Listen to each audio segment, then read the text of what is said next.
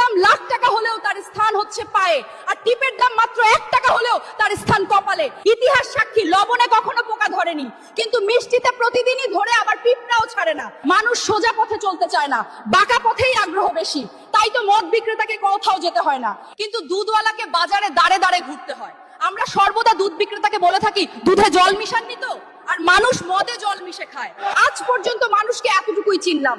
কচু পাতা দেখেছেন নিশ্চয়ই, ওপরে সবুজ আর ভেতরে চুলকানিতে ভরা। ঠিক তেমনি কিছু মানুষ আছে, বাইরে থেকে দেখতে ভীষণ সুন্দর পরিপাটি, কিন্তু ভেতরটা আবর্জনায় ভরা। সাপ দুধ খেয়ে বিষ উগরে দেয়, আর গরু ঘাস খেয়েও দুধ দেয়। সুতরাং দোষটা খাবারের নয়, পার্থক্যটা স্বভাবের। নিজের যোগ্যতা নিয়ে কখনো অহংকার করবেন না। মনে রাখবেন, পাথর কিন্তু নিজের ওজনের জন্য জলে ডুবে যায়। কি আজব দুনিয়া জানেন?